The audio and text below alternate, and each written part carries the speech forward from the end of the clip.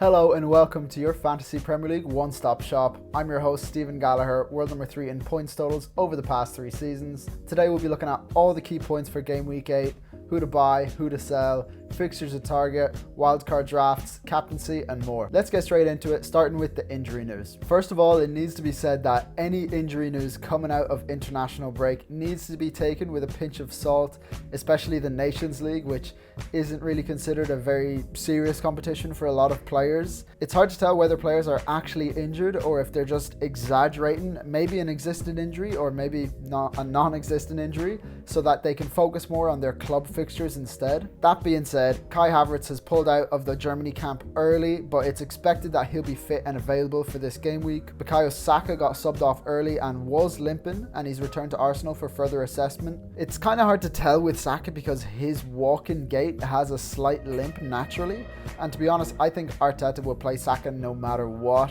I've got him in my squad and I think he'll play. He's not going anywhere for me. Reports of Odegaard suffering a setback are not true. He's still predicted to be back in November. Martinelli has a calf injury but should be fit for this game week. Mikulenko and Branthwaite both picked up muscle strains last week, so it's likely a 50-50 whether they're fit for this game week. For Man United, Mazraoui was a concern after some heart palpitations, but he's been cleared to play this week. Maguire is unfortunately out for the next few weeks. From Liverpool, Alisson is predicted out until after the November international break, which should give Kevin Kelleher a stint in nets for Liverpool. Salah left the Egypt camp early due to concerns with the Mauritanian Astro pitch and also the physicality of the opponent, so he's clear to play. Ezri Konsa went off injured against Man United after 10 minutes. But the physio scout on Twitter, massive shout out by the way, they predicted he won't be out for longer than a week and should play this game week. Morgan Gibbs-White suffered an ankle injury. It's unknown the severity of the injury, so he could be out for 2 to 6 weeks or for 6 to 10 weeks if it's really serious. For now, let's just assume he's out for the next 6 weeks. Matt Sells left the Belgium camp but should be okay to play against Palace this week. Munoz from Palace went off injured against Liverpool last week and it's unknown when he'll return. Positive news for Spurs fans with Son and Richarlison back in training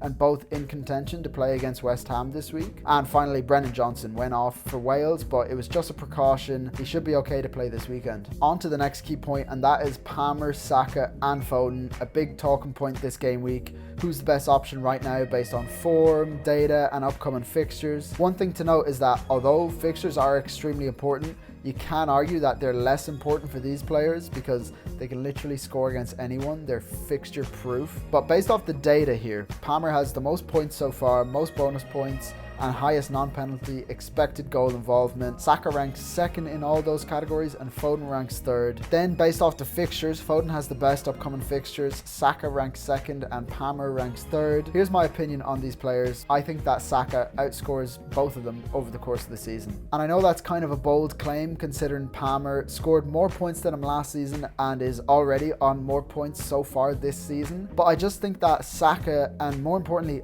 Arsenal are so consistent and that he'll just continue to haul over the course of a whole season. If you're on a wild card, I would try to find a way to have Saka and Palmer in your team if you don't feel like you're compromising the rest of your team, which is a big caveat. I'll show you my wildcard draft after this so you can see what combination I would go for, but I think every manager should try to have one of these guys, if not 2 of these guys. That's an absolute must right now. I want to touch on Foden too. I think that he's going to explode just like he did last season. And at this price, it's an absolute bargain. If I could get him into my team this week, I definitely would. I know he's not done anything so far this season, but it's Phil Foden. He was player of the season last year. When he finds his form, he's electric. And with these upcoming fixtures and the fact that he's only 9.2 million, it cannot be ignored. On to some wildcard discussion for Game Week 8. I think that a wildcard in Game Week 8 is actually a good point to wildcard for a lot of managers. Just after the international break, we have 7 weeks of games and data to look at, but it's sometimes hard to know if your team specifically needs a wildcard. I did this last week and I'm going to do it again this week. The question is it time for you to wildcard? And that can be answered by the simple question: how many players do you have that you would want on your wildcard? I'm going to go through all the essential picks in every position, and as I go through, keep account of how many of these players you have in your current squad. And if you're set on wildcarding, then I'd suggest selecting players from this shortlist for your team. For goalkeepers, I'd look at Raya and Sells. Arsenal are great defensively and so are Nottingham Forest. Sells is my number 1 pick. He's great value at 4.5 million, and Forest rank 3rd in the league for expected goals conceded, and they just look solid defensively. I see a lot of people going for Flecken, and I get the thought process because their upcoming fixtures are so good. They're not a great defense, so he's going to get a lot of save points, but for me, goalkeeper value comes from those clean sheets, and the fact is that Brentford ranks so low for expected goals conceded. Pickford is another popular pick for the same reasons with his fixtures, but also the same issue in that Everton have been quite poor defensively so far this season, so these two are my goalkeeper picks. Onto defenders, I'd look at these players in order of price tag. We have Trent, Gabriel, Saliba, Robertson, Gvardiol, Porro, Konate, Lewis, Van de Ven, Robinson, Aina, Leif Davis, Aintnuri, Greaves and Vandenberg. For midfielders, I consider Salah, Palmer, Saka, De Bruyne, Foden, Maddison, Mbeumo, Gundogan, Johnson, McNeil, Rogers, Adama, Buonanotte, Carvalho and Dibbling. And for forwards, I'd consider Haaland, he's absolutely essential, Watkins, Havertz, Jackson, Solanke, Cunha, Wood, Calvert-Lewin and Raul Jimenez. Now, there's not a definitive number that I can give you that you can say, oh, if you have this amount of players in the shortlist, then you don't need to wildcard. If you only have this amount of players, then you 100% need to wildcard. It's more about the priority of those players. In the shortlist, a lot of them are 50-50 picks, and some of them I would say are absolutely essential. To give you a better idea of which players I would prioritize, let's take a look at my Game Week 8 Wildcard Draft. If I was wildcarding this week, this is what I'd go for. Sells and nets, like I said, he's great value, and I don't like to spend anything over 4.5 million on goalkeepers, and he's the best one. And I've got Bentley on the bench as the 4 million goalie who won't play. In defense, I've gone Gabriel, Porro, Lewis, Aintnuri and Greaves. Gabriel, the most attacking threat of any Arsenal defender, and I want an Arsenal defender no matter the fixtures. That's a season-long pick for me. Porro as the most attacking defender in a Spurs defense with great upcoming fixtures. Lewis, a bit of a risky pick minutes-wise, but a really cheap way into that Man City defense, and he plays out of position, getting forward a lot. If he doesn't play, we have the very attacking Aintnuri with Wolves fixtures turning, and the position he takes up, I like the idea of rotating him and Rico Lewis. He ranks 2nd in the league for expected goal involvement for defenders, just after Trent. His data looks really good, even though Wolves fixtures have been very tough to start the season. And finally, Greaves on the bench in case of an emergency. In midfield, we've gone Foden, Mbeumo, Saka, Johnson and Rogers. Foden and Saka is the combination of premium midfielders I've gone for.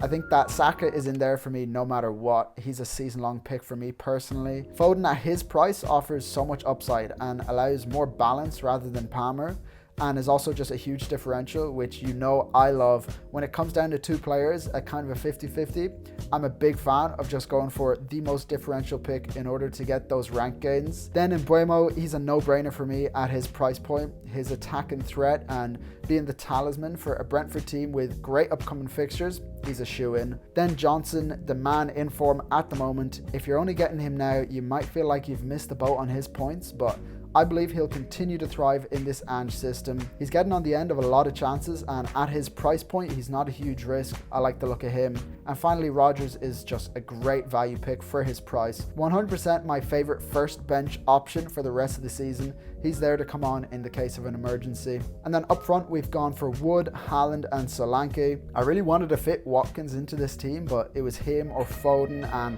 I really like the upside that Foden offers.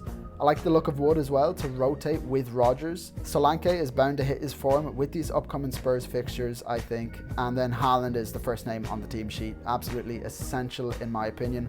I know, a bit of a hot take, but yeah, this is the draft I would go for if I was wildcarding this week. Next up is defenses to target, using the fixture difficulty ratings from FPL Optimized. These are the defensive fixture ratings, ranking the easiest upcoming fixtures for defenders over the next 6 game weeks. We have Man United, Brentford, Ipswich and Everton ranking top. Out of all these teams, I like Leif Davis from Ipswich for his attacking potential and Vandenberg from Brentford for his price as a bench option. Other than that, I personally wouldn't consider any defenders from these sides for your starting 11. Nottingham Forest, on the other hand, a good defence with good upcoming fixtures, and they're cheap, which is really important. What's not to like? Sells and Aina, the best picks from that Forest defence. Then we have Fulham and Wolves, also with good upcoming fixtures.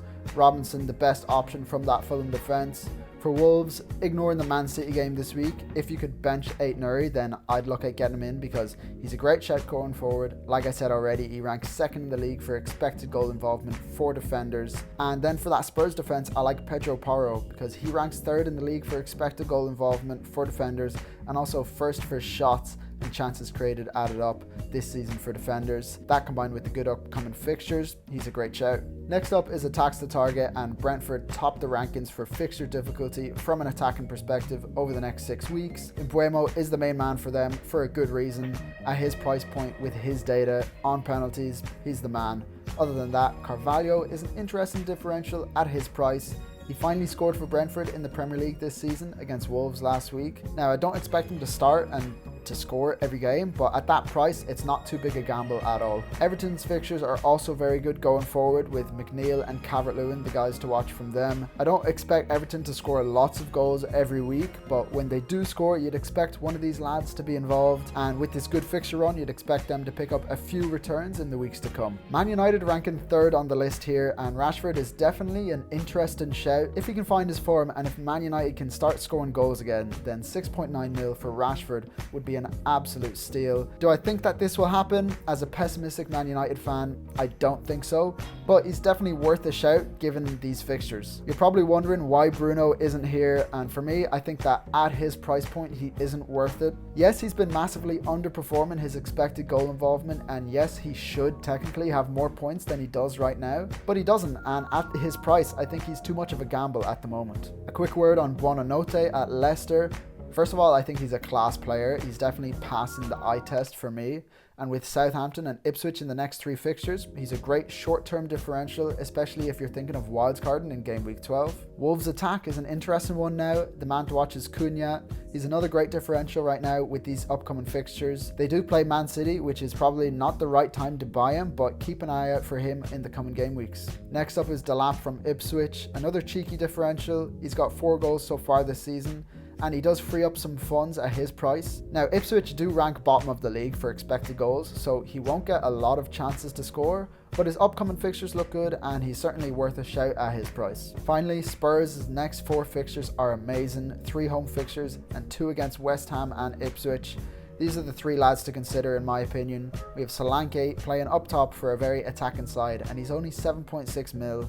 If he finds his form, then that price is only going to go up from here. Then Johnson and Maddison, the other ones to consider. Johnson, the man in form at the moment, he's getting on the end of a lot of chances, and if he can keep that up, then 6.6 mil for him is a bargain. Maddison has also looked very good in this Spurs side, and he's pulling the strings and making things happen, creating a lot of chances and picking up a lot of bonus points too. Next up, onto the stats review. I'm going to do a run through of all the best performing players in every position statistically. For defenders, we're looking at expected goals conceded against non-penalty expected goal involvement, and we're looking for players in the top right as they not only play for teams that concede the least chances, but these players are also creating a lot of chances themselves. Trent is the clear winner here, and his teammate Robertson not too far behind. Aït-Nouri shows up really well here, as does Pedro Porro. We'll keep an eye on this chart as the season progresses and as we get more data, because at the moment with a few games played it can be a bit skewed. So let's go on to the midfielders. We're looking at price versus non-penalty expected goal involvement. Cole Palmer well and above the rest of the midfielders, with Salah and Semenyo not too far behind. Semenyo offering incredible value at his price point compared to his expected goal involvement so far. Then you can see Saka, Son and De Bruyne, the premium midfield options who don't have much to separate them as things stand. In terms of the budget options, other than Semenyo, we have Rodgers, Tavernier and Adama Traore standing out there. Onto the forwards, Haaland well and truly above the rest. The rest of the forwards are a bit bunched up, so I remove Haaland from the analysis to get a better perspective on the other options. Nicholas Jackson ahead of the bunch with Havertz, Solanke and Watkins on similar terms. Welbeck also peaking up here for the budget options. He's had a great start to the season and he keeps on scoring, so let's see if he can keep it up. On to captaincy, and it's an easy one this week unfortunately. I love when it's a hard decision, but with Haaland playing Wolves, he's a shoe-in for captaincy. If you don't have Haaland, or if you want to shake it up for whatever reason, I think this Liverpool-Chelsea game will be very high scoring and that Salah will do numbers. Foden against Wolves is my differential shout for captaincy there, followed by Palmer, who I think will grab a few points against this Liverpool defence with Alisson out injured. And finally, Maddison against West Ham. Another differential shout, but he's looked good and West Ham haven't looked solid defensively. I could have picked Solanke, Johnson or Son here, but I fancy Maddison's chances at a few points. On to my Game Week 7 review. 50 points all out last week and a Game Week rank of 3.8 million. Another small rank gain from 526,000. I'll take the green arrow, but I can't help but feel a little salty about it. Firstly, let's look at my transfer last week. I got Poro in for Barco, a nice 1 pointer for Poro on his debut for us. Not what we wanted, but I expect more from him against West Ham this week. Looking at captaincy, if you watched last week's video, you know I was really considering captaining Saka, and I even had the armband on Saka a few times before the deadline. That didn't work out. I also ran an analysis on who to start between Wood, Semenyo and Rodgers. Clearly got that one wrong as well. So only 3 of my starters returned from Jota, Mbeumo and Saka. So not a great week, could have been much better, but that's all in the past. We still got a green arrow. Let's look at the next week's plans. As you can see, I've got the armband on Haaland. Semenyo first on the bench, starting Rodgers over him this week. Konsa last on the bench as he's a bit of an uncertainty, and the plan was to start Robinson over him anyways as they play against each other and Robinson is at home. The current plan is to roll the transfer. The only player I'm not too sure about this week is Jota. It's always a question of will he play, won't he play? I do think there will be goals in this Liverpool-Chelsea match, and if there are, I don't want to miss out on them. But on the other hand, that Spurs-West Ham fixture is looking at me and I'm looking back at it. And I want a slice of that pie, whether it's Johnson or Maddison, I've yet to decide. Their data looks very similar and Johnson is almost 1 million cheaper, which would lean me in his favour. But I've yet to make a decision on if I want Jota out yet. We won't get any team leaks from Liverpool as they play on Sunday. Listen, I'd love to give you an answer now on what I'm going to do, but it's early doors until the deadline, so I haven't 100% made up my mind yet. There you go. That's all for today, folks. Go ahead and drop a like and subscribe if you enjoyed the video. Stay tuned for more and follow me on Twitter for any team updates throughout the week. Until next time, guys, have a good one.